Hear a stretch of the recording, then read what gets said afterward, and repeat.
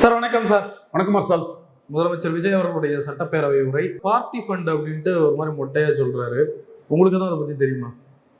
Party ஃபண்டுங்கிற அந்த இடத்துக்குள்ள இதுவரை வந்த தகவல் படி பார்ட்டி ஃபண்டு சிஎம்டிஎல் வாங்கலங்கிறத சொல்றாங்க, பில்டர்ஸே சொல்றாங்க.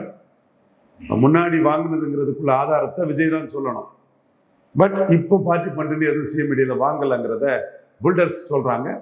அது விஜய் அரசுக்கு இது நிலைக்கணும், நீடிக்கணும். ஆரம்ப காலத்துல விஜய் அரசுல இது இருக்குங்கிறத நான் பாராட்டுறேன். விஜய் அவர்கள் அது மாதிரி அதே மாதிரி பத்திரப்பதிவுத்துறையிலையும் பேசுறாங்க, மதுரையில இருந்தே பேசுறாங்க. அதுல உள்ள வர்த்தகர்கள், ஜிஎஸ்டி தொடர்பாட்டுள்ள வர்த்தகர்கள் பலரும் நம்மகிட்ட பேசுறாங்க. அதே மாதிரி கல்வித்துறையிலையும் பேசுறாங்க. அப்ப இதை நம்ம மறைச்சிக்கிட்டு பேசுனா அது சரியா இருக்காது. ரினியூவல், டோ அப்ஜெக்ஷன் சர்டிபிகேட்டு, பத்திரப்பதிவுத்துறை, கட்டுமான சிஎம்டிஏ போன்றதுலாம் வந்து ஊழல் இல்லை என்கிற ஒரு கருத்து 45 நாளா அலை அடிக்குது. நம்ம இப்படி ஒருத்தர் நல்லது செய்யும் போது அதை நம்ம புதர்க்கமா பேச நம்ம விரும்பல. இது வந்து இந்த 45 நாள் இருக்கிறது 6 மாசம் தொடருமா, அந்த சந்தேகத்து கேள்வியை நம்ம வைக்கிறோம். இப்ப இருக்குங்கிறத பாராட்டிக்கிட்டு எத்தனை நாள் புதுமாடு குளிப்பாட்ட கதையா, ஒரு ஆரம்ப ஜோரோட விட்டுட்டு போயிருவீங்களா, உண்மையிலே பண்ணுவீங்களாங்கிறத நம்ம சொல்லணும். ஏன்னா உண்மையிலே பண்ணுனா நல்லா இருக்குங்கிற பொது நன்மைக்காக நம்ம பொது வாழ்க்கையில இருக்கக்கூடியவங்க தான். அந்த அடிப்படையில் நாம இதை வந்து வரவேற்கிறோம். பட் இது நீடிக்குமா, நிலைக்குமா, ஒரு ஆரம்ப ஜோரோட முடிஞ்சு போகுமாங்கிறதுல சந்தேகம் இருக்கு. நம்ம அது போக போக பார்க்கலாம். விஜய் அவர்கள் கூட்டணிக்கு அழைத்த பிறகு, கட்சியில் சேர்ந்த பிறகு திமுகவை அந்த கூட்டணி கட்சிகள் எல்லாம் எதிர்பார்த்ததை விட மோசமாக பாதிக்க ஆரம்பிச்சு விட்டன. முஸ்லீம் லீக், கம்யூனிஸ்ட் கட்சி பயங்கரமா இன்னைக்கு சிபிஎம் பார்த்துட்டு. அந்த எம்எல்ஏ வளர்றான சண்முகம் வீரபாண்டியன் பேசினாலும் வந்து எம்எல்ஏக்கள் வந்து நாங்கள் ஸ்டாலினால ஜெயித்தேன்னு பேசுறாங்க. முஸ்லீம் லீக்ல ஒரு எம்எல்ஏ சட்டசபையிலே ஸ்டாலினால ஜெயித்தேன்னு பேசிட்டாப்லையே, உண்மையை பேசிட்டாப்லையே. ஸோ இப்போ எம்எல்ஏக்கள்லே மந்திரி பதவி அடைந்தவர்கள், அடையாதவர்கள். விளவங்கோடு எம்எல்ஏ எல்லாம் வேணுகோபாலை வச்சு தான் எம்எல்ஏ ஆனாரு. அவர் கிள்ளியூர் எம்எல்ஏ மந்திரி ஆனதுனால விளவங்கோடு எம்எல்ஏ நாங்கள் எங்கள் ஜெயிக்கிறதுக்கு திமுக காரணங்கிறத சொன்னாலும் சொல்லுவார் போல இருக்க. மயிலாடுதுறை எம்எல்ஏ சொல்லுவார் போல இருக்க. ஸோ இந்த சிக்கல் காட்டுமன்னார் கோயில் எம்எல்ஏ நான் திமுக தொண்டர்களால் ஜெயித்தேன்னு நாளைக்கு பொதுவெளியில் சொல்லிடுவார் போல இருக்க. அமைச்சராக இருக்கவங்க வந்து கொஞ்சம் அடக்கி வாசிப்பாங்க. அமைச்சராக இல்லாதவங்கலாம் சொல்கிறாங்களே, சட்டசபைக்குள்ளே ஒன்று பேசுகிறாங்களே. அப்போ கட்சி தலைமை பேசினாலும் அந்த வெற்றி பெற்ற எம்எல்ஏக்களுக்கு மனச்சாட்சி உறுத்துது. வீரபாண்டியனுக்கும் சண்முகத்துக்கு இல்லாத மனச்சாட்சி 2-4 எம்எல்ஏக்களுக்கு இருக்கு. அவங்க சில இடங்கள்ல பேசுறாங்க. சுப்பாராயன் சிபிஐ அவர் வந்து கொஞ்சம் கருத்துக்களை ஸ்ட்ராங்கா சொல்றாரு. சிபிஐ என்னமோ உடனே இந்த கருத்தும் வந்துடும். ஜோதிமணி கவுண்டரு இது 2026 கவுண்டர்களோட அதிகாரம் போயிட்டு 4 கவுண்டர் திமுக அமைச்சராக இருந்தாங்க. அதிமுக கவுண்டர் கட்சியே இருந்தது. இந்த 2 பேருமே 2-3 போயிட்டாங்க. அதனால ஜோதிமணிக்கு பிடிக்கல. அவங்க கால் ஸ்டேடிங்குக்கு எதிராக ஜோதிமணி சொல்றாங்கன்னு சொன்னா அது தப்பு இல்லை. கால் ஸ்டேடிங் எதிராக ஜோதிமணி சொன்ன கருத்து கரெக்டு. அதுக்கு நம்ம உள்நோக்கம் கற்பிக்காண்டாம் கவுண்டர்னு. அதே மாதிரி சுப்பாராயனுக்கு கருத்து நியாயமானது. அதுக்கும் கவுண்டர் அரசியல் வந்து வீழ்ந்துச்சு, அதனால சுப்பாராயன் பேசுறாருன்னா நம்ம சொல்லாண்டாம். சுப்பாராயன் பேசுறது வீரபாண்டியனுக்கு நெத்தியடி, சுப்பாராயன் எம்பி பேசுறது வீரபாண்டியனுக்கு நெத்தியடி. இதே மாதிரி மற்ற சிபிஎம் எம்பியும் 2 பேர்ல ஒருத்தராது பேசுவார். அந்த திண்டுக்கல்காரர் திண்டுக்கல்ல ஜெயிக்கிறதுக்கு திராவிட முன்னேற்ற கழகம் முக்கிய காரணங்கிறதுல அந்த திண்டுக்கல்லை சேர்ந்த திராவிட சிபிஎம் எம்பி வந்து பேசுறதுக்கான சாத்தியக்கூறுகளும் வாய்ப்புகளும் இருக்குது. அப்போ நீங்க இந்த முறைகேடான அரசியல் நிலைப்பாடு பலனடைஞ்சவங்களை தவிர பலன் அடையாதவங்க வந்து அதுல கொஞ்சம் மாற்றி பேசக்கூடிய ஒரு சூழ்நிலை இருக்குது இல்லையா? ஜோதிமணியோட கருத்துனாலும் சரி, சுப்பாராயனுக்கு கருத்துனாலும் சரி, முஸ்லீம் லீக்ல இன்னொரு எம்எல்ஏக்கள் கருத்துனாலும் சரி, கொஞ்சம் மாற்றி வருது இல்ல. இதுல தாவேகாவுக்கு ஆதரவு நிற்குமா நிற்காதா அப்படின்ற ஒரு கேள்வியை கடந்து இப்போ புதுசா ஒரு விஷயம் ஆரம்பிச்சிருக்கு. சில ஊடகங்கள் அதை போட்டுக்கிட்டு இருக்காங்க. தாவேகாவில இருந்து ஒரு 12 அதிருப்தி எம்எல்ஏக்கள் இருக்காங்க, அவங்க வந்து கொஞ்சம் டிஸ்டர்ப் பண்ண போறாங்க அப்படின்ற மாதிரி. உண்மையான்னு தெரியல, நான் அப்படி நினைக்கல. ஏன்னா எதிர் எடப்பாடியார் எலெக்ஷன் நான் தான் சொன்னேன். தினகரன் 3 மாசத்துல இந்த அரசு கவலைன்னாரு. நான் சொன்னேன் 3 மாசத்துக்கு பிறகு தினகரன் இதைத்தான் சொல்லுவாருன்னு சொன்னேன். தெளிவாக இருக்குது. அந்த நீங்கள் அந்த பழைய இதை புரட்டி பார்த்தா தெளிவாக இருக்கும். அதே மாதிரி எடப்பாடி தன்னோட இதை முடிச்சார், 5 வருஷம் அவர் முடிச்சார். இப்பவும் டே 1 எய்தர் விஜய் ஆர் எலெக்ஷனுங்கிற ஒரு பொசிஷன் தான் இருந்தது. அந்த பொசிஷன்ல இப்படி முறைகேடா ஸ்டாலின் முதல்வர்னு சொன்னவங்களை எடுத்திருக்க கூடாது. ஸ்டாலின் ஆட்சிக்கு வராம 47 தொகுதியில ஸ்டாலினை தோக்கடிச்சு காட்டின எடப்பாடியை நீங்க அரவணைச்சிருக்கணும். அதுதான் நிறைய நேர்மையானது, முறையானதுங்கிறது என்னோட கருத்தா மீண்டும் சொல்றேன். இதுல விஜயோட இருக்கவங்க விஜயை மீறி போய் எங்க ஜெயிப்பாங்க, எப்படி ஜெயிப்பாங்க, எப்படி ஜெயிக்க முடியும்? அவங்க விஜய் செல்வாக்குல தான் அவங்க வந்திருக்காங்க. நீங்க யார் என்னன்னு தெரியாம விஜய் செல்வாக்கு தான். ஓரளவு செல்வாக்கு இருந்த நபர்கள் கூட, பலம் உள்ளவங்க, பணபலம் உள்ளவங்க கூட விஜய்க்கு பேனர்ல தான் ஜெயித்திருக்காங்க. செங்கோட்டையன், சத்யபாமா, RS முருகன், ரெட்டியாப்பட்டி நாராயணன் போன்ற முன்னாள் எம்எல்ஏக்கள், தொழிலதிபர்கள், இந்த மாதிரிப்பட்டவங்க கூட விஜய்க்கு பேனர்ல தான் ஜெயித்திருக்காங்க. தூசி மோகன், VS பாபு, எக்கச்சக்கம் பேர் விஜய்க்கு பேனர் தான் அவங்களுக்கு துணை புரிஞ்சிருக்குது. ஸோ தனிப்பட்ட விஜய்க்கு செல்வாக்கில் வந்தவங்க தான். அதில் தினமலரில் அதிருப்தியாளர்கள் அது இதுன்னு ஒரு செய்தி போட்டிருந்தாங்க. ஆரம்பத்தில் வந்தவங்க, விஜய்க்காக நம்பி நின்றவங்க, அவங்க பாதிக்கப்படுறாங்கன்னு பெரிய லிஸ்ட் தினமலரில் ஒரு 3 நாளைக்கு முன்னே ஒரு கட்டுரை வந்திருந்து. அதில் கூட ஒருத்தர் உடைய அப்பா கட்சிக்காரர் தான், அதிருப்தியாளர்னு சொன்ன ஒரு அப்பா அவர் கட்சிக்காரர் தாங்கிற மாதிரி ஒரு எம்எல்ஏ கூட நண்பர்கிட்ட கேட்கும்போது அந்த தகவல்னு சொன்னாப்புல. பட் இது இட்டுக்கட்டி செய்யப்படக்கூடிய ஒன்றா தான் நான் பார்க்குறேன்னே தவிர விஜய் செல்வாக்கில் தான் எல்லாரும் ஜெயித்ததா தான் நான் என்னோட கணக்காக நான் அதை முன்வைக்கிறேன். இல்லை, விஜய்க்கு அப்போ டிஸ்டர்பன்ஸே இல்லையா? 5 வருஷம் கண்டினியூ ஆகிற அளவுக்கு இருக்கா டிஸ்டர்பன்ஸ் வர்றதுக்கு? டிஸ்டர்பன்ஸ்னா அவர் கட்சி எம்ஜிஆர் மாதிரி தனி மெஜாரிட்டி வரல, என்டிஆர் மாதிரி தனி மெஜாரிட்டி வரல, ஏன் 2021 ஸ்டாலின் மாதிரி தனி மெஜாரிட்டி அபரித செல்வாக்கும் வரல. 2021 ஸ்டாலின் எடப்பாடியை தோக்கடிக்கலையே தவிர திராவிட முன்னேற்ற கழகத்துக்கு தனி மெஜாரிட்டி வந்தது இல்லையா? நீங்க ஸ்டாலின் மாதிரி தனி மெஜாரிட்டி ஆட்சி அமைக்கல, நீங்க ஜெயலலிதா மாதிரி தனி மெஜாரிட்டி ஆட்சி அமைக்கல, எம்ஜிஆர் மாதிரி தனி மெஜாரிட்டி ஆட்சி அமைக்கல. ஏன் ஜெயலலிதா மேண்டேட்ல தன்னோட திறமையால, எப்படியோ திறமை விடுங்க, 4.5 வருஷம் ஆட்சி அமைச்ச எடப்பாடி மாதிரி நீங்க தனி மெஜாரிட்டி ஆட்சி அமைக்கல. உங்க ஆட்சி ஸ்டாலின் முதல்வர்கள் சொன்ன 13 பேரோட தயவுல இருக்கக்கூடிய ஒரு ஆட்சி. அது 13 பேரும் உங்க கூடயே நாளைக்கும் கூட்டணி வந்துருவாங்க, அது வேற விஷயம். நான் அந்த இடத்துக்குள்ள நான் ஸ்டாலின் நினைக்கிற மாதிரி ஸ்டாலின் சைடு போயிடுவாங்கன்னு நான் கருதல. அந்த காங்கிரஸ் கூட ஸ்டாலினை பயன்படுத்தி விஜய்கிட்ட 10 சீட்டுக்கு 15 சீட் வாங்கிறதுக்கு ஸ்டாலினை தான் பயன்படுத்துவாங்களே தவிர மீண்டும் ஸ்டாலின் கிட்ட அவங்க போனா நாளைக்கு மோடி தான் ஜெயிப்பார் 4வது முறையும். ஒரு பிரச்சனை வந்தாலும் கூட ஸ்டாலின் முலாயம் சிங், அகிலேஷ் யாதவ் பிஎம்ஆ சொல்லுவாரே தவிர ராகுலை சொல்ல மாட்டார். ஸ்டாலினுக்கும் ராகுலுக்கும் அசம்பிளியில் ராகுல் ஸ்டாலினை காம்பினேஷனை கெமிஸ்ட்ரி அடித்து பழி வாங்கினதுக்கு அப்படியே ஸ்டாலின் ராகுல் நடந்தாலும், தமிழ்நாட்டில் முன்ன மாதிரி ஜெயித்தாலும், யார் பிரதமருங்கிறதுல கண்டிப்பாக ராகுல் பக்கம் ஸ்டாலின் நிற்க மாட்டார். ஸோ அந்த நம்பிக்கையின்மை ராகுலுக்கும் ஸ்டாலினுக்கும் உருவாயிட்டு, அதனால அதுக்கான வாய்ப்புகள் குறைவு. ராகுல் ஸ்டாலினை காட்டி சிதம்பரத்தின் மூலமா, செல்வ பெருந்தகை மூலமா, செல்வ பெருந்தகை வீட்டு கல்யாணத்துக்கு முதல்வர் ஸ்டாலின் வந்திருந்தாரு, சிதம்பரம் வந்திருந்தாங்க, பேசிக்கிட்டதெல்லாம் தகவல்கள் வருது.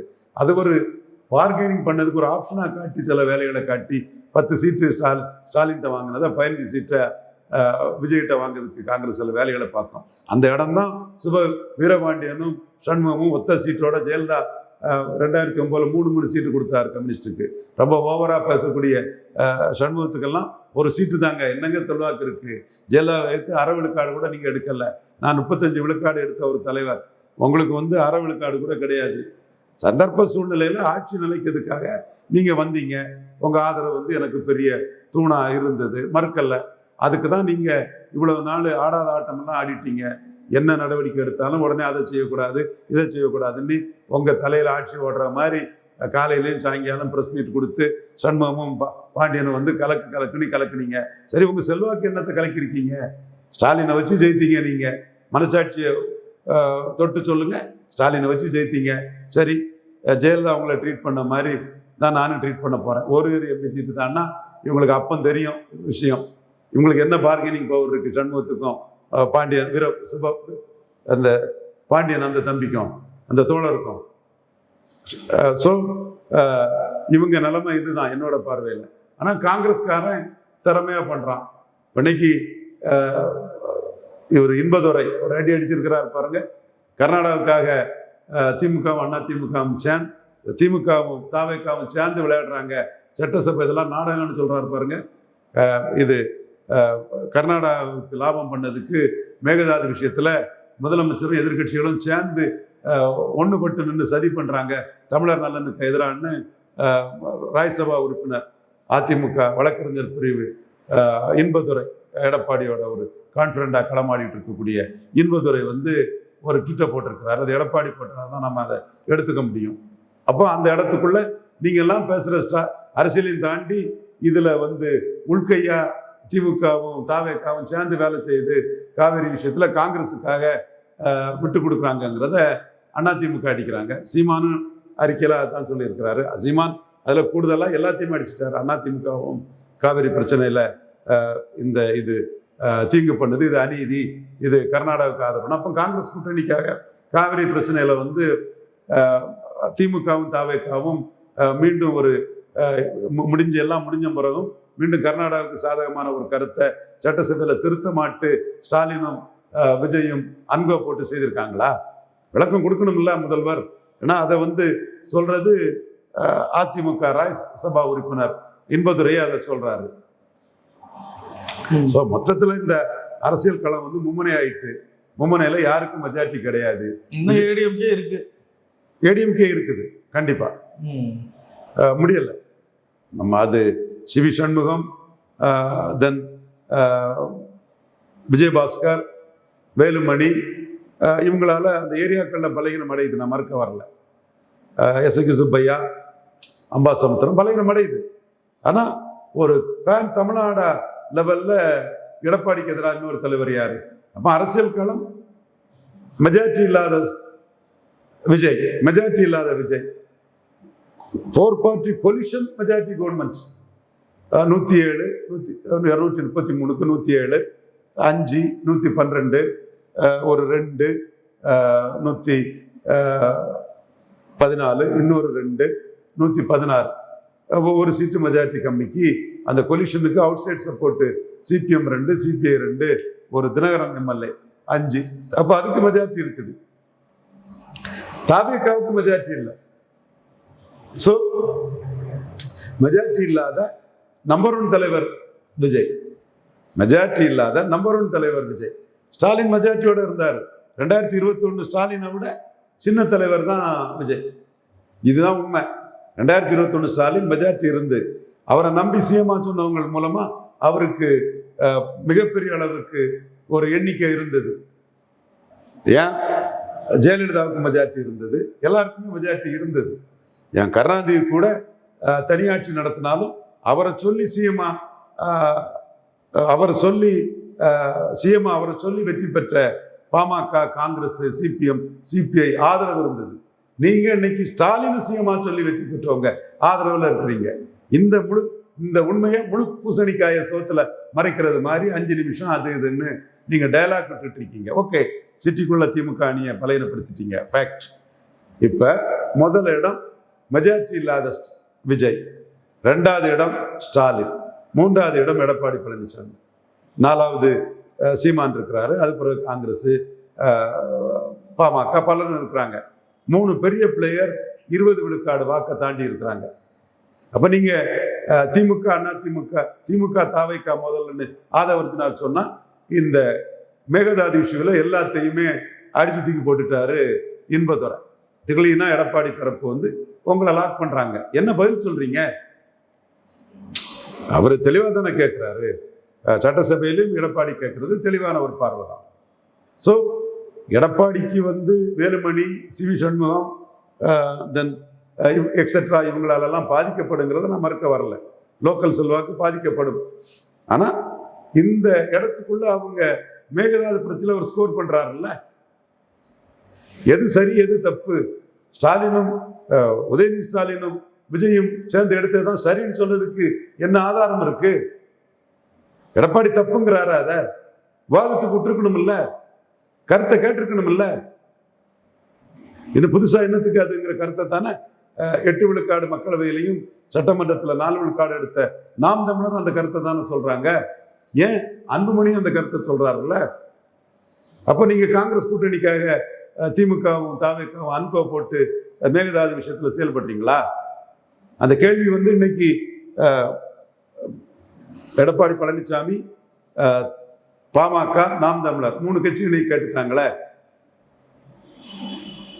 ஸோ இதுக்கு என்ன பதில்? ஸோ இங்க அரசியல் களம் மாறிட்டு, காட்சிகள் மாறிட்டு. ஸ்டாலின் அவர்களுடைய பிளான் தான் என்ன சார்? விஜய் வீழ்த்துவதற்கான என்ன இருக்க முடியும்?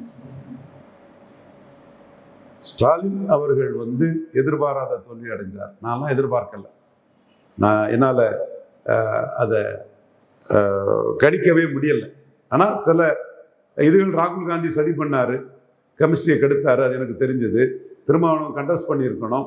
அப்போ திருமணம் கண்டஸ்ட் பண்ணாதது வந்து எடப்பாடி கிட்ட தோற்றுறக்கூடாதுங்கிறதுக்காக ரெட்டியார், உடையார், நாயுடு, கார்காத்தார் இந்த ஓட்டெல்லாம் வந்து திருமாவளவனுக்கு எதிராக எடப்பாடி வன்னியர் அணிக்கு போய் அது இதாயிருமோங்கிறதுக்காக எடப்பாடியை கண்டஸ்ட் பண்ணாண்டானாங்க. பட் அது ஸ்டாலினுக்கு வர வேண்டிய பரேசம ஓட்டை விஜய்க்கு தள்ளிட்டு, இப்படி ராகுல் காந்திக்கு சதியிலிருந்து பல இது இருந்தாலும் அது பெரிய ஹெவி ஸ்ட்ரென்த் இருக்கனால பெருசா பாதிக்கும்னு நான் நினைக்கல. அது பிரைமரி ஃபோல்ஸ் ஆட்டு ஒரு கிறிஸ்தவரே வராதனால பாஜக எதிர்ப்பெல்லாம் தள்ளி வச்சுக்கிட்டு ஒரு கிறிஸ்டின் வராருன்னு கிறிஸ்டின் ஓட்டில் 2/3 ஸ்டாலின் கூட இருந்தவங்க வந்து ஸ்டாலினை கைகொழிட்டாங்க. முஸ்லீம் ஓட்டில் ஒரு 1/3 போயிட்டு, இதெல்லாம் வந்து ஸ்டாலினுக்கு வந்து நிகழும்னு நான் நினைக்கல. கிறிஸ்டின் முஸ்லீம் ஓட்டு பாஜக எதிர்ப்புலே ஸ்டாலின் கூட நிற்கிறதுக்கு வாய்ப்பு உண்டு நான் நினைச்சேன். பாஜக எதிர்ப்பு செயலிழந்து போச்சு, வீரியமற்று போச்சு, அது செல்லா காசு ஆயிட்டுது. அதுதான் இன்னைக்கு விஜய் வந்து பாஜக எதிர்ப்பு இதை வந்து டைல்யூட் பண்றாரு. அந்த ஸ்பீக்கரெல்லாம் வந்து விசிகாவுக்கு பாஜக எதிர்ப்பெல்லாம் நீங்க ஸ்டாலின் கிட்ட வச்சுக்கணும், எங்க கிட்ட வேண்டாங்கிறார். கவனிச்சிங்களா? அது ஏற்கனவே நீர்த்து போச்சு, இத்து போச்சு, வேலைக்காகல, தோத்து போச்சு. அந்த செத்து போன பாஜக எதிர்ப்பை கொண்டு வந்து ஏன் நீங்க பண்றீங்கிறத நாசுக்கா இவர் ஜேசிடி பிரபாகரன் வன்னியரசை தடுத்தாரா இல்லையா? இப்போ அந்த வழக்கமா கை கொடுத்த பாஜக எதிர்ப்பு ஸ்டாலினுக்கு கை கொடுக்கல. மீண்டும் அண்ணாமலை வெளியேறின பிறகு, அண்ணாமலை தலைவராக மாற்றின பிறகு 3 விழுக்காடும் 1 எம்எல்ஏ உள்ள பாஜக எதிர்ப்புங்க எப்படி கை கொடுக்குவாங்க? ஆனா அதைத்தான் உதயநிதி ஸ்டாலின் சனாதன எதிர்ப்புன்னு எடுக்கிறாரு. உடனே முஸ்தபாவையும் சனாதானம் பண்ணு வராரு. தாவேக்கா தானே, ஸ்டாலின் டைரக்ட், விஜய் டைரக்டா வராம முஸ்தபா வராரு. அதுக்கு பிறகு நீங்க சிபிஐ விசாரணைக்கு பயந்து பாஜக கிட்ட இது பண்ண போறீங்கன்னு ஸ்டாலின் பண்றாரு. எனக்கு என்னவோ திமுக வியூகம் வந்து கலைஞர்னா சரியான வியூகம் எடுத்திருப்பாரு. இவங்க வியூகம் இன்னும் கிறிஸ்டின் முஸ்லீம்ஸ் போட்டு விஜய் பாஜக நெருக்கமா போறாரு அது தெரிஞ்சு சொன்னா அது தங்களுக்கு வந்துடும் நினைக்கிறாங்க. இல்லை, அது ஏற்கனவே அது இழந்துட்டாங்க. முஸ்லீம் லீக் வேற கூட்டணி மாறியாச்சு. விசிகாவுக்கும் கொஞ்சம் கிறிஸ்டின் முஸ்லீம் மேலே ஒரு கான்ஃபிடன்ஸ் உண்டு. விசிகா மேலேயும் காங்கிரஸ், ராகுல் காந்தி, அவரே சோனியா காந்தி இத்தாலி கேத்தலிக்கு கிறிஸ்டின் தான். சும்மா தத்திரத்தை கோத்த கவுல் பிராமணர்னு ஜாதி வெறியில மோடி மேலோட வன்மத்தில் பூணுவலை சட்டைக்கு வெளியே போட்டுட்டு பண்ணாரு. அதெல்லாம் தேசபக்தியும் தெய்வபக்தியும் உள்ள பிராமணர்கள்ட்ட ஈடுபடலை. பிராமின்ஸ் அதெல்லாம் அடித்து விரட்டிட்டாங்க. மோடிக்கு எதிராக இவர் மோடி இழிவான இந்து, தான் உயர்ந்த இந்து, புண்ணாக்கு இந்துன்னெல்லாம் பெரிய ஒரு வேஷத்தை கட்டினார். அதெல்லாம் பிராமணர்கள் தேசபக்தி தெய்வபக்தியோட சோனியாவுக்கு மகன் அந்த இடத்துல அடித்து தூக்கி வீசிட்டாங்க. அரசியல் ரீதியாக மன்னிக்கணும், அரசியல் ரீதியாக தோக்கடிச்சிட்டாங்க. ஸோ அவருக்கும் அந்த கேத்தலிக்கு சோனியா அந்த கிறிஸ்டின்ங்கிற இது இருக்குது. முஸ்லீம் லீக் வேற போயிட்டு. ஸோ இனிமே எப்படி இந்த ஓட்டு ஸ்டாலின் பக்கம் நிற்கும்? ஆனால் அவங்க வந்து ட்ரெடிஷ்னலோட முஸ்லீம் எங்க கூட தான் நிற்கிறாங்கன்னு எனக்கு தெரிஞ்ச ஒரு பாய் சகோதரர் கூட அட்வொகேட்டு, அவரு கூட திருச்செந்தூர் தொகுதி பொறுப்பாளர் நண்பர் ஒரு பாய் கூட அதை சொல்றாரு. எனக்கு என்னவோ அது இந்த தாவேக்கா கூட இவங்க கூட்டணி போனதுல திமுகவுக்கு அது மேலும் பலகீனம் அடையன்னு தான் நான் கணக்கு போடுறேன். அவங்க அது விஜய மேல நம்பிக்கை இழந்து தங்களுக்கு வரும்னு ஒரு அரசியலை தான் பண்றாங்க. ஸோ இங்கே கிறிஸ்டின் முஸ்லீமுக்கு தான் ஓட்டு இருக்கு. அப்படிப்பட்ட ஒரு அரசியல் பார்வை தான் தமிழ் மண்ணில் இருக்குது. எம்ஜிஆரே கேட்டார் எங்கள் ஐயாட்ட, அவரு எந்த முஸ்லீம், அது வேற ஒரு வார்த்தையில சொன்னார், ஐயா சரி வேண்டாம், எந்த முஸ்லீம் ஓட்டு போட்டான்னு நீங்க திண்டுக்கல் காயிதே மில்லத் மாவட்டம் வைக்கிறீங்கன்னு கேட்டார். அப்ப எம்ஜிஆர் சொன்னாரு, அவங்கெல்லாம் மொத்தமா ஓட்டு போடுவாங்க ஐயா, இந்து ஓட்டை நம்பி எனக்கு என்ன கேரண்டி இருக்குன்னு கேட்டார். இந்து வாக்கு வங்கி கேரண்டி சொல்லுங்க ஐயான்னு கேட்டார். அப்புறம் எம்ஜிஆர் சொன்னாரு, கருணாநிதி உங்க எதிரி, நான் உங்களுக்கு எதிரி இல்லை, என்ன சப்போர்ட் பண்ணுங்கன்னு ஐயாட்ட கேட்டார். அப்போ இங்க அரசியல் களம் வந்து கிறிஸ்டின் முஸ்லீம் கன்சால்டேட்டா ஓட்டு போடுவான். அதனால சனாதன எதிர்ப்பு, இந்து தர்மத்துக்கு எதிராக, இந்துக்களுக்கு எதிராக, இந்திய தர்மத்துக்கு எதிரான எதிர்ப்பு தமிழ் மண்ணில் ஒரு 500 தீக்காக்காரங்க தான் மொத்த ஓட்டே இருக்கும். அவங்க கருத்துருவாக்கம் தான் இங்கே தமிழ் மண்ணில் ஓடிட்டு இருக்கு. அந்த இன்ஃப்ளூன்ஸில் தான் உதயநிதி ஸ்டாலினும் திமுகவும் இன்றளவும் இருக்குது. அதை விட்டுறக்கூடாதுன்னு தான் தாவேக்காவும் இறுக்கி பிடிக்கத பார்க்குது. இன்னைக்கு ஆடிட்டர் குருமூர்த்தி ஒரு ட்விட்டு அசத்திட்டார். வினோத் பி செல்வம், அந்த அறநிலைத்துறை அமைச்சர், அறநிலைத்துறை கோயில் வருமானம், கோயில் பக்தர்களுக்கு கழிப்பிட வசதி, குளியல் அறை வசதி, தங்குமிட வசதி, இதுக்காக தான் பயன்படுத்தணுங்கிற அந்த கருத்தை நான் வரவேற்கிறேன். அதை வந்து நீங்கள் கமர்ஷியலுக்கு கொண்டு போகணுங்கிற கூடாதுங்கிற அந்த கருத்தை நான் வரவேற்கிறேன். ஆனால் அந்த அமைச்சர் வந்து இன்னைக்கு வந்து பெரியார் இதை கொண்டு கொடுத்து விஜய் கிட்ட நிற்கும்போது வினோத் பி செல்வம் பாஜகவிலிருந்து இந்து உணர்வுக்கு தக்கன ஒரு முருகர் அதெல்லாம் வச்சு ஒரு ட்வீட் போட்டிருக்காரு. அதை ஆடிட்டர் குருமூர்த்தியும் அதை ஒரு ட்வீட்டாக போட்டிருக்கிறாரு. இப்படி அபூர்வமாக சில இந்துக்களுக்கான குரல்கள் வந்து வினோத் பி செல்வம், ஆடிட்டர் குருமூர்த்தி போன்றவங்கள்லாம் வரும்போது தாழ்லிங்க நாடா ஒரு சீடனான எனக்கு வந்து அதை பார்க்கறதுக்கு ஓரளவாவது இந்த மண்ணில் வந்து இந்த உணர்வு இருக்குங்கிற ஒரு திருப்தியை கொடுக்குது. அது எதிர்காலத்தில் கர்நாடகா, பீகார், யூபியில் மாதிரி மோடிக்கு ஆதரவாக வருங்கிற நம்பிக்கையும் எனக்கு கொடுக்குது. ஆனால் திராவிட முன்னேற்ற கழகம் தங்களோட அரசியல் அந்த கிறிஸ்டின் முஸ்லீம் ஓட்டை விஜய்கிட்ட இருந்து திருப்பி பிடிக்கணுங்கிறதுக்காக தான் ஒவ்வொரு காய்களையும் நடத்துகிறாங்க. இனிமேலும் அதுதான் நடத்துவாங்க. விஜய் பிஜேபி கூட போயிட்டாரு, அப்படி மெர்சல் ஆயிட்டாரு, பிஜேபி கிட்ட இதாயிட்டாரு அதாயிட்டாருன்னு அதைத்தான் திமுக பண்ணுவாங்க. அதைத்தான் பண்ணுறாங்க. வேற என்ன பண்ணுறாங்க திமுக? சொன்ன விஷயங்களை பயன்படுத்தி ரொம்ப நன்றி சார்.